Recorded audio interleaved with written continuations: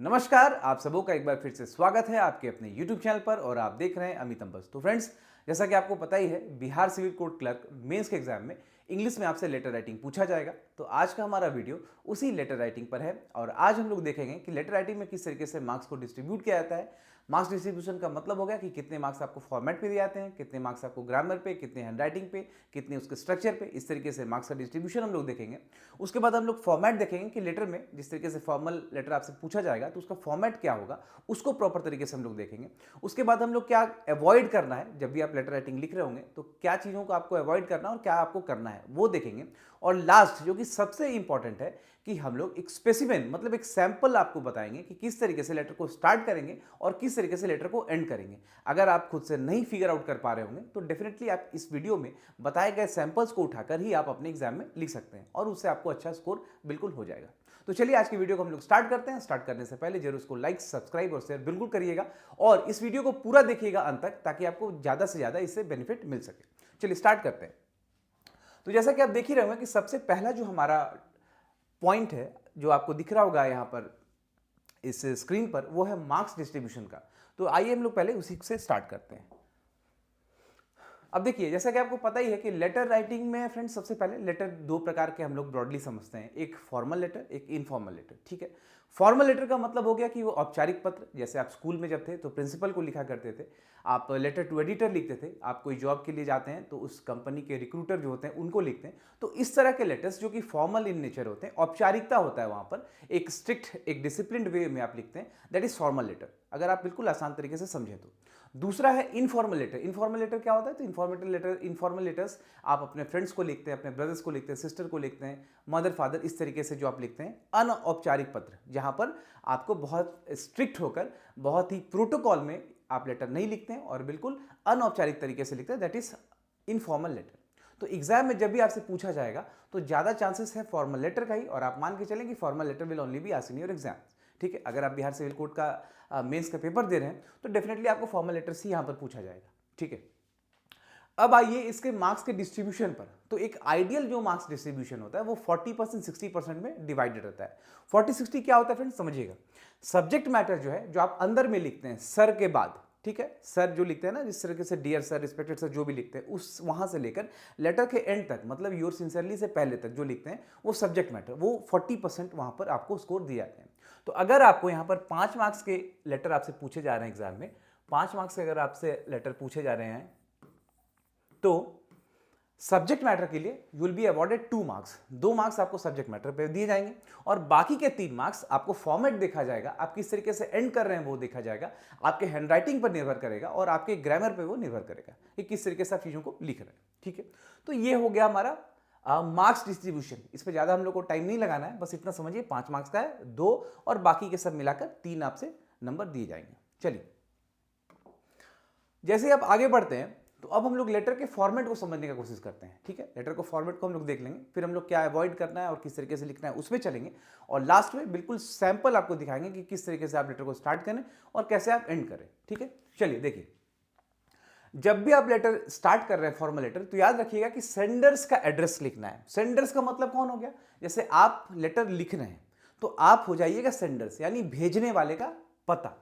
Remember, भेजने वाले का पता। अगर आपको थोड़ा भी कंफ्यूजन लग रहा है तो मैं हिंदी में यहां पर लिख रहा हूं, देखिए, भेजने वाले का पता। ठीक है, यहां पर भेजने वाला कौन है? तो स्टूडेंट है। ठीक है, भेजने वाला कौन है? तो स्टूडेंट है, तो स्टूडेंट का पता। अब यहां पर समझिएगा, एग्जाम में क्या होता है कि एग्जाम में कई बार इट विल बी रिटन कि यू आर XYZ, आप राम है, श्याम है, जो भी हैं, और आप यहां पर रहते हैं, यानी आपका नाम और आपका एड्रेस वहां पर मेंशन रहेगा। तो उस केस में क्या करेंगे? Simply you have to write the address जो आपको क्वेश्चन पेपर में दिया हुआ है। ठीक है, एक बात और यहां पर ध्यान रख लें कि फॉर्मेट आपको कई सारे मिलेंगे, बट मैं आपको बता रहा हूं कि ये CBSE और NCERT जो फॉलो करता है वो फॉर्मेट है, यानी जो भी आप एग्जाम को इवेल्युएट करेंगे, कॉपी एग्जामिनर जो होंगे तो वो इस तरीके से ही देखेंगे चीजों को। ठीक है, सेंडर्स एड्रेस में जब कभी आप लिख रहे होंगे तो नाम का रिक्वायरमेंट नहीं होता है डियर फ्रेंड्स। ठीक है, जैसे आपसे बोला जाता है ना कि you are Ramesh, you are Pragya, you are Pooja, जो भी है, तो वहां पर नाम का रिक्वायरमेंट नहीं होता है। You just have to write the address of the senders, यानी जो स्टूडेंट है, जो व्यक्ति लिख रहा है उसका एड्रेस लिखिए। एड्रेस में आपको दिया रहता है पटना, रांची, जहां से भी आप लिख रहे हैं वो एड्रेस को लिख दीजिए। इन केस अगर आपको एड्रेस नहीं लिखा जाता है दिया हुआ है अगर क्वेश्चन में, समझिएगा, अगर आपको क्वेश्चन पेपर में एड्रेस आपको नहीं डिस्कस किया जाता है तो उस केस में मैं बताऊं कि उस केस में आपको पटना, रांची, दिल्ली, बंबई लिखने की जरूरत नहीं है। Simply you have to write examination hall. ठीक है, एग्जामिनेशन हॉल ये तब के लिए है जब आपको एड्रेस वहां पर डिस्कस नहीं किया गया है। If there is no address mention in the question paper then you have to write only examination hall, और वो आपका सही होगा। ठीक है, आप इसको ही लिखिएगा। उसके बाद आपको एक लाइन छोड़ना है और उसके बाद डेट लिख देना है। ठीक है, अब डेट के लिए देखिए क्या फॉर्मेट है। डेट ऐसा है ना, जैसे कि मान लीजिए कि आज 1 मई 2025, तो आप इस फॉर्मेट में लिख सकते हैं 1/5/2025, या आप ऐसे भी लिख सकते हैं कि 1 मई 2025। और तीसरा तरीका है लिखने का, वो ऐसे आप लिख सकते हैं 1 मई, एक कॉमा दीजिए यहां पर और एक एपोस्ट्रोफी और 25, मतलब 2025 की जगह सिंपली अगर 25 अगर आपको लिखना है तो आप इस तरीके से लिख सकते हैं। तो these are the 3 ways by which you can write the format of the date. तो आप इसको फॉलो करिए, इसको फॉलो करिए, अच्छा कोई दिक्कत नहीं। ठीक है, ये आपका जब खत्म हो जाता है, अब आपके पास आता है रिसीवर्स एड्रेस। तो रिसीवर्स एड्रेस का मतलब हो गया कि जिसको भी आप पत्राचार कर रहे हैं, जिसको भी आप लेटर लिख रहे हैं, उनका एड्रेस आप लिखिए। ठीक है, अब यहां पर एक देखने वाली चीज होगी, देखिए समझिएगा, एक खाली स्लाइड में मैं आपको बता रहा हूं। जैसे सपोज करिए कि एग्जामिनेशन हॉल, आपको एड्रेस यही दिया हुआ है, एग्जामिनेशन हॉल आपने लिखा। ठीक है, डेट की बात करें तो 1 मई 2025 आप लिख दीजिए। अब देखिए जो रिसीवर्स एड्रेस होगा, तो रिसीवर्स एड्रेस में याद रखिएगा कि सपोज जैसे आप लिख रहे हैं टू द एडिटर। ठीक है, तो कभी भी इस तरीके से अब नहीं लिखेंगे हम लोग, याद रखिएगा। ठीक है, अब के पैटर्न में क्या है कि इस तरीके से टू द एडिटर अपने को नहीं लिखना रहता है, ये टू को कट करिए। Simply you have to write the editor. Suppose करिए आप टाइम्स ऑफ इंडिया को लिख रहे हैं, तो द टाइम्स ऑफ इंडिया और उसका जो भी एड्रेस आपको लिखा होगा, पटना होगा, रांची होगा, जो भी होगा आप लिख सकते हैं। ठीक है, तो कहने वाली बात कि आपको ध्यान क्या देना है कि आपको कभी भी रिसीवर्स के एड्रेस में, याद रखिएगा, रिसीवर्स के एड्रेस में टू का प्रयोग नहीं करना है। ठीक है, उसी तरह जिस तरीके से आप सेंडर्स एड्रेस में देखिए, उसी तरीके से सेंडर्स के एड्रेस में आपको फ्रॉम का यूज नहीं करना है। ठीक है, जैसे पहले क्या होता था ना कि हम लोग लिखते थे कि फ्रॉम कौन लिख रहा है, उसके बाद टू।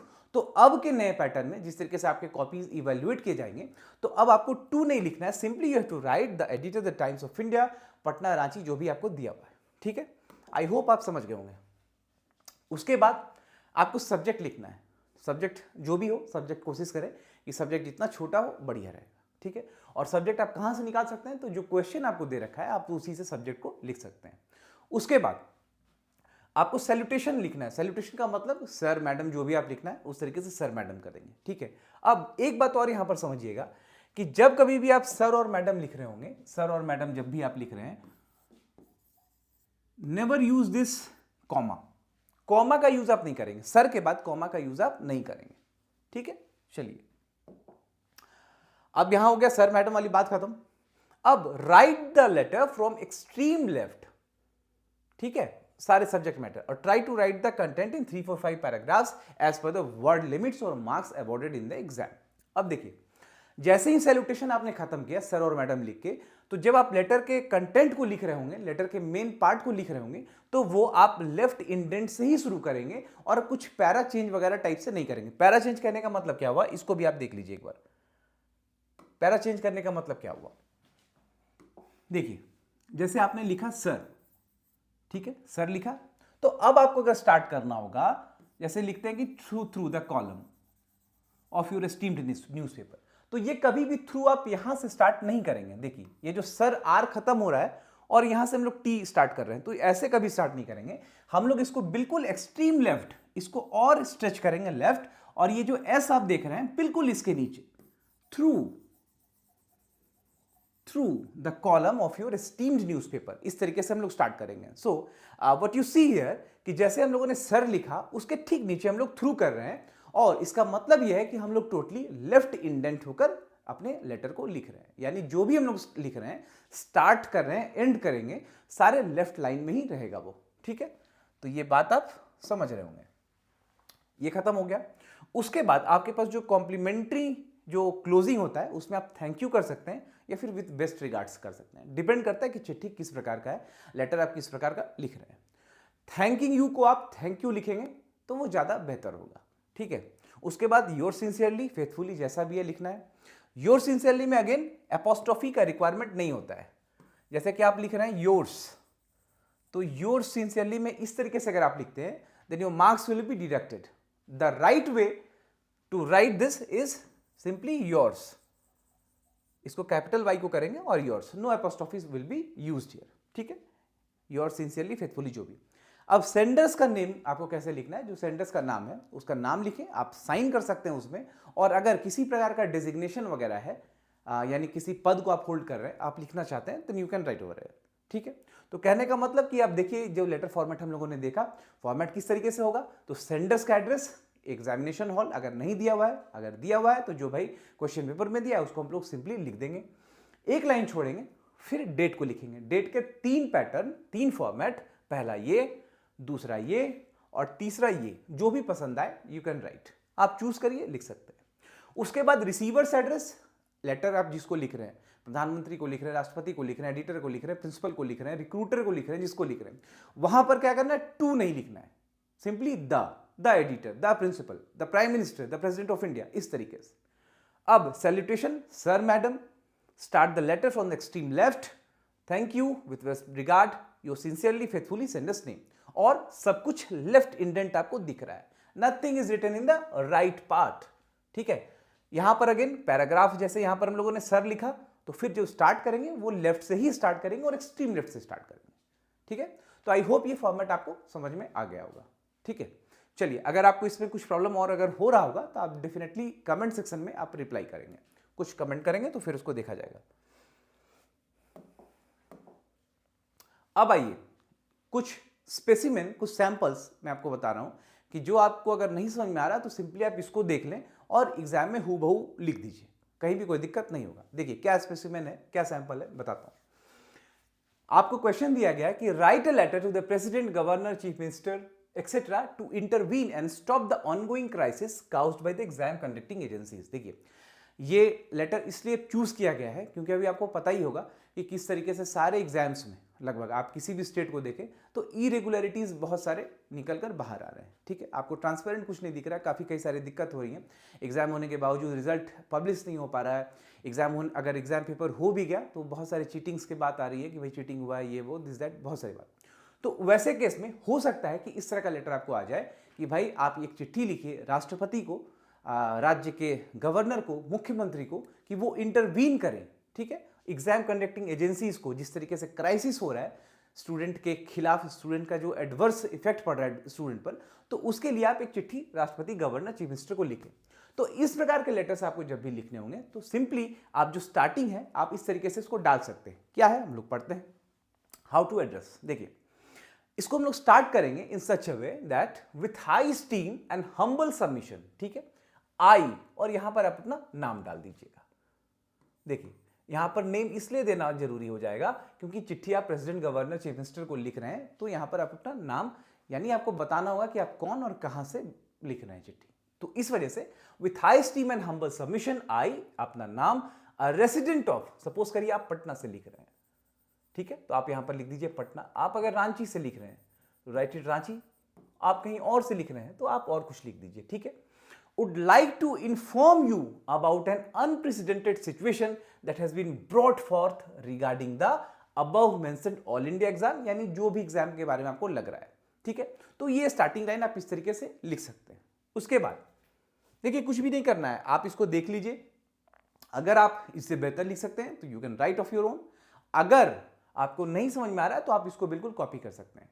ठीक है, अब देखिए एंड जब करना है तो एंड करने के समय कुछ बातों का आपको ध्यान रखना है, वो मैं आपको बता रहा हूं। देखिए क्या लिखना है कि देयरफॉर हिज हाइनेस, हाइनेस अगर आप गवर्नर प्रेसिडेंट को लिख रहे हैं इसलिए हाइनेस लिखा जा रहा है, कि therefore his highness is earnestly requested to intervene and stop the ongoing crisis and redirect the entire procedure in the interest of thousands and lakhs of honest aspiring individuals so as to rescue them from an unbearably abject plight.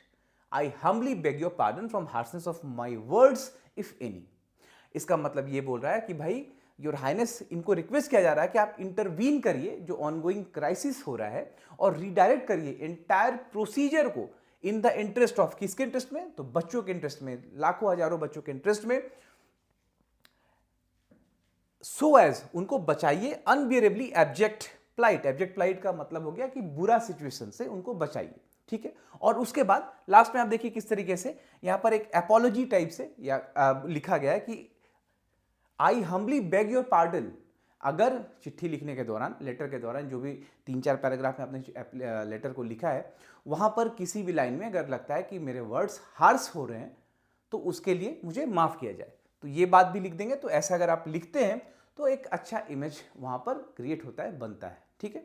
Examiner भी अगर आप इसको देखेगा तो वो समझ रहा होगा कि बच्चे को हर एक एस्पेक्ट में, हर एक पहलू में जानकारी है और एक कंप्रीहेंसिव लेटर राइटिंग उसने प्रस्तुत किया है एग्जामिनर के सामने, ठीक है। तो ऐसा अगर आप करते हैं तो definitely you are going to score very high in your examinations, ठीक है।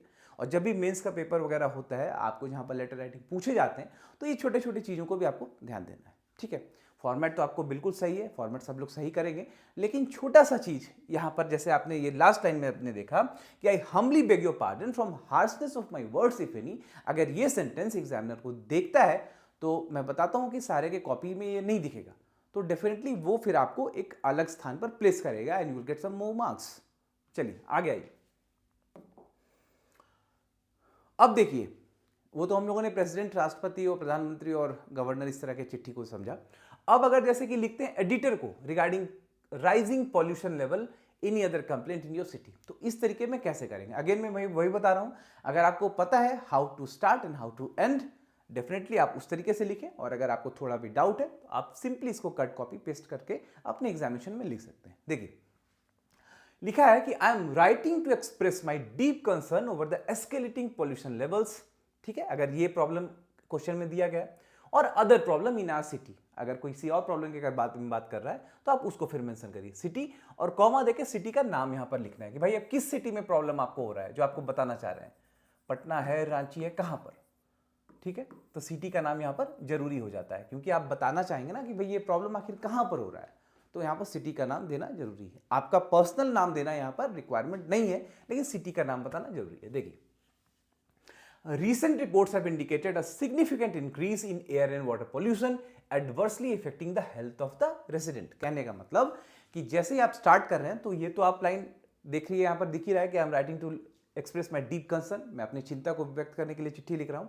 उसके बाद एक लाइन ऐसा बताइए उस कंप्लेन के बारे में, उस प्रॉब्लम के बारे में, जो सिंपली दिखाता है कि आखिर किस तरह का कंप्लेन और किस तरह का इश्यूज वगैरह हो रहा है। तो यहां पर आप देख सकते हैं कि रीसेंट रिपोर्ट्स, जो रीसेंट रिपोर्ट्स है वो इंडिकेट कर रहा है कि किस तरीके से वाटर और एयर पॉल्यूशन बढ़ता जा रहा है, जो कि हमारे हेल्थ पे, रेसिडेंट के हेल्थ पर एडवर्स इफेक्ट डाल रहा है, ठीक है। ये आपको दिख रहा होगा। दूसरा तरीका और देखिए कि through the column of your esteemed newspaper I would like to draw the attention of concern authority, ठीक है। तो इस तरीके से लिख सकते हैं, जैसे इलेक्ट्रिसिटी डिपार्टमेंट का कोई प्रॉब्लम, फॉल्ट है, लाइट बहुत कट रहे हैं, आपको रोड का कोई प्रॉब्लम है कि बहुत गड्ढे वगैरह हैं, तो जो भी कंसर्न अथॉरिटीज हैं, ठीक है, जैसे प्रॉब्लम कई सारे हैं तो एक व्यक्ति सारे प्रॉब्लम को तो सॉर्ट आउट नहीं करेगा, उसके लिए अलग अलग डिपार्टमेंट्स, अलग अलग लोग बैठे हुए हैं। तो उसी तरीके से यहां पर इसी वजह से लिखा हुआ है कि draw the attention of concern authority, the authority who is responsible for that problem.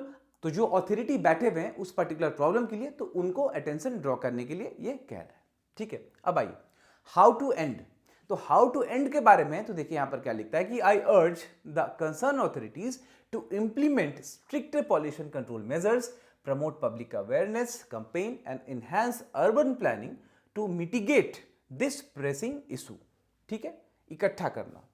Thank you for providing a platform to voice this concern, इस तरीके से थैंकिंग वाला लाइन वगैरह भी लिखने से मार्क्स आपको ज़्यादा मिलते हैं, ठीक है, क्या लिख रहे हैं कि thank you for providing a platform, एक प्लेटफॉर्म देने के लिए बहुत बहुत धन्यवाद, टू वॉइस दिस कंसर्न। उसके बाद दूसरा देखिए, I would like to request the authorities through the prestigious column of your publication to take appropriate stern action against the lawbreakers। stern का मतलब होता है strict, strict action, ठीक है।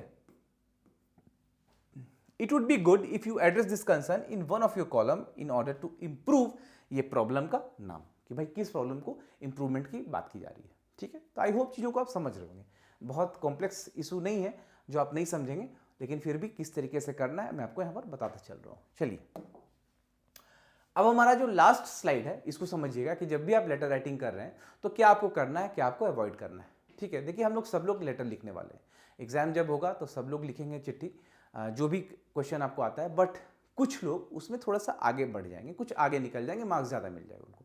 तो उनको क्यों मिलेगा, तो उनको इसलिए मिलेगा क्योंकि वो लेटर को काफ़ी कॉम्प्रिहेंसिव तरीके से लिखेंगे और एरर फ्री करेंगे वो, ठीक है। कुछ छोटी छोटी बातों का वो ध्यान रखेंगे जिससे वो एज लेकर दूसरों से आगे निकल जाएंगे। तो आइए हम लोग देखते हैं कि क्या आपको करना है, क्या आप नहीं करता है, क्या अवॉइड करेंगे तो बेहतर होगा। देखिए, legible and beautiful hand writing. Legible का मतलब होता है कि पढ़ने योग्य, इजी टू रीड, ठीक है। तो आप जब कभी भी लेटर लिख रहे हैं तो आप बिल्कुल हैंड राइटिंग अपना अच्छा लिखें और पढ़ने के लायक हो, ठीक है। तो सुंदर हैंड राइटिंग और legibility is one of the very important parameters while you are writing in descriptive paper, ठीक है। आप डिस्क्रिप्टिव जब भी लिख रहे हैं तो लेजिबल, सुंदर और रीडेबल होना जरूरी है। It's not confined with this letter writing only, rather any writing, precis writing, essay writing, article जो भी लिख रहे हैं उसमें वो जरूरी होता है। या फिर आप सिंपली आंसर लिख रहे होंगे मेंस का। Everything is left indent. Left indent का मतलब हो गया जिस तरीके से ये पेज हो गया, ये पेज हो गया, तो लेफ्ट इंडेंट मतलब क्या हुआ, इस कॉलम के बाद, ठीक है। कॉलम्स का एक मार्जिन होता है और वहां से सब कुछ यहीं से स्टार्ट होता है, ठीक है। भेजने वाले का एड्रेस, डेट जिसको आप भेज रहे हैं उसका address, subject, salutation sir, subject matter, thanking line जो होता है, योर सिंसियरली वाला मैटर, सब कुछ लेफ्ट में आपको लिखना है, ठीक है। Follow the format strictly. बिल्कुल, फॉर्मेट को तो आपको फॉलो करना ही होगा, स्ट्रिक्टली करना होगा, क्योंकि फॉर्मेट पे आपको मार्क्स दिए जाते हैं। Write the letter very precisely. Write the letter very precisely का मतलब हो गया कि टू द पॉइंट लिखना है, बहुत सारी अपने भावनाओं को नहीं लिखना है, जो आपको दिया गया टू द पॉइंट और फैक्ट लिखना है। देखिए, मैं एक बात और बताऊं कि जब कभी भी आप फॉर्मल राइटिंग करते हैं, ठीक है, जब कभी आप फॉर्मल राइटिंग करते हैं तो आपको हमेशा टू द पॉइंट लिखना है, क्योंकि जो जिसको आप चिट्ठी लिख रहे हैं, जिसको आप लेटर लिख रहे हैं, उनके पास ना उतना टाइम है कि वो चीज़ों को उतना पढ़ेंगे। उनको भी लगेगा कि जो आप कहना चाह रहे हैं, जो आप बताना चाह रहे हैं, that should reflect from the first view. पहली बार जब वो लेटर पे आके जा रहा है उनका, तो उस समय ही वो पता चल जाना चाहिए कि आपके मन में क्या है और आप किस वजह से वो चिट्ठी लिखें, ठीक है। इसीलिए letter should be very precise, to the point. अब देखिए, सब कुछ ठीक है, आप इंग्लिश के स्टूडेंट हैं, आपको इंग्लिश का पेपर लिखना है, डिस्क्रिप्टिव लेटर राइटिंग लिख रहे हैं, तो जरूर आपको 3-4-5 वोकैब्स भी अच्छे लिखने होंगे, ठीक है। 3-4-5 वर्ड आप कोशिश करें कि 3-4 अच्छे वर्ड को आप यूज़ करें वहाँ पर, क्योंकि अब आप कॉम्पिटिटिव एग्जाम को लिख रहे हैं, आप 3-4 का लेटर नहीं लिख रहे हैं, आप 7-8 का लेटर नहीं लिख रहे हैं, तो कुछ अच्छे words should definitely be there in your letter writing. तो इसीलिए 4-5 अच्छे वोकैब्स का भी आप प्रैक्टिस कर लेंगे। देखिए, होता क्या है ना कि लेटर तो आपको पता है कि भाई किस तरह का लेटर आता है, एडिटर को अगर लिखना है तो आपको पता है कि 3-4-5 वर्ड आप उससे मिलता जुलता निकाल लीजिए, अच्छे वर्ड्स, और उसको वहां पर आप प्लेस कर दीजिए, आपको अच्छे मार्क्स मिलेंगे। अब डू नॉट सर्कमलोकेट। सर्कमलोकेट का मतलब हो गया कि do not talk in a round about manner. घुमा फिराकर बातों को नहीं करना है, बिल्कुल स्ट्रेट फॉरवर्ड आपको बात को रख देना है, ठीक है। मैंने पहले भी डिस्कस किया यहाँ पर। अवॉइड सुपरफ्लस।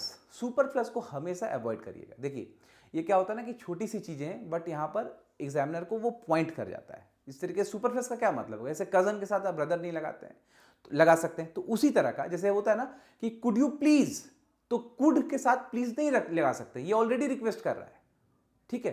तो इस तरीके से काइंडली रिक्वेस्टेड आप नहीं करें, क्योंकि काइंडली रिक्वेस्टेड बोथ आर सुपरफ्लस। तो इस तरह का जो शब्दावली है, इस तरह के जो वर्ड्स हैं, हम लोग क्या करते हैं कि फॉर्मल राइटिंग हम लोग जब राइटिंग करते हैं प्रैक्टिकल व्यू में, तो हम लोग इस तरीके से उसको लिख के आगे बढ़ जाते हैं। बट मैं आपको बता रहा हूं कि एग्जामिनर यही सब चीज़ों को देख लेता है और समझता है फिर, ठीक है। बहुत छोटी सी चीज़ है कि कुड यू प्लीज लिखते हैं हम लोग, काइंडली रिक्वेस्टेड हम लोग लिखते हैं, लेकिन हम लोग को नहीं लिखना है। अगर आप नहीं लिखते हैं तो डेफिनेटली एग्जामिनर समझ जाएगा कि आपको पता है, ठीक है। तो इसीलिए सुपरफ्लस को अवॉइड करना है।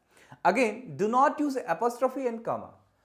एपोस्ट्रोफी एंड कॉमा पता ही है, एपोस्ट्रोफी ये जो योर्स हम लोग लिखते हैं ना, योर्स, तो ये अपोस्ट्रोफी नहीं लिखना, आपको नहीं लिखना है, ठीक है। आप सर के बाद कॉमा करते हैं ना, इसको भी आपको नहीं लिखना है। बस यही बोल रहा है कि do not use apostrophe and comma. Again, don't cut words while writing. अब देखिए, ये एक बहुत ही इंपॉर्टेंट चीज है, मैं आपको बता रहा हूं, समझिएगा।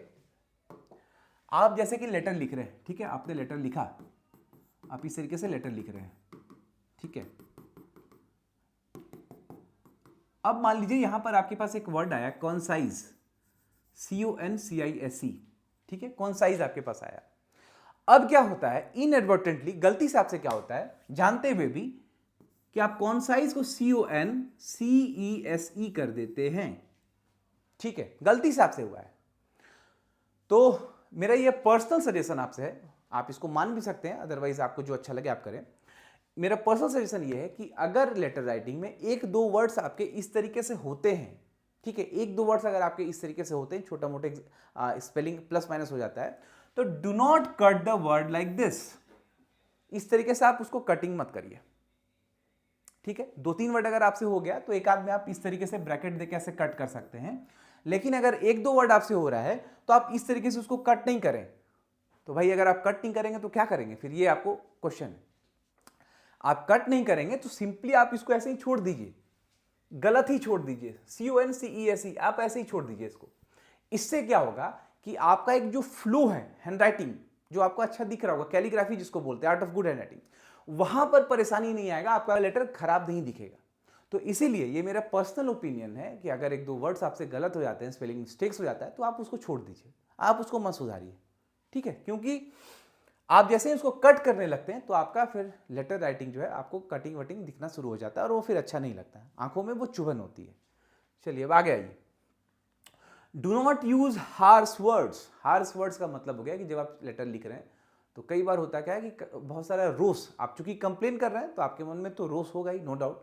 तो आप कुछ वैसे वर्ड्स ना लिख दें जो कि हार्श हो और सुनने में, देखने में, पढ़ने में वो बुरा लगे और खराब लगे, ठीक है। कुछ वर्ड्स ऐसे होते हैं कि कभी हम लोग लिख देते हैं और वो स्लैंग की तरह समझ लिए जाते हैं, पढ़े जाते हैं, ठीक है। तो इस वजह से हार्श वर्ड का भी यूज करना हम लोगों को रिफ्रेन करना है। We should refrain from using this kind of harsh words, ठीक है। तो इसलिए इस तरीके के हार्ड वर्ड्स को आपको नहीं लिखना है। तो आप समझ ही गए होंगे कि डूज और डोंट्स में हम लोगों को क्या क्या हम लोगों ने देखा।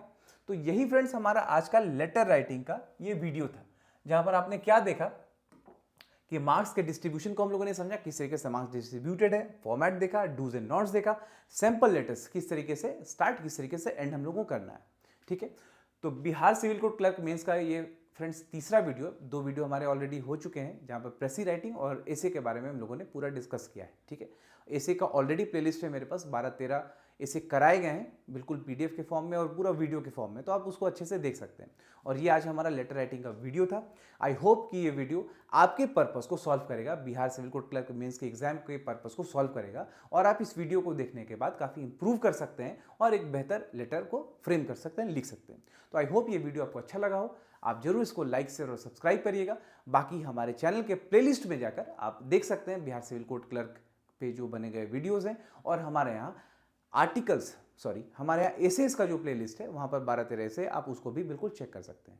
और thank you so much for watching the video. Have a very nice day.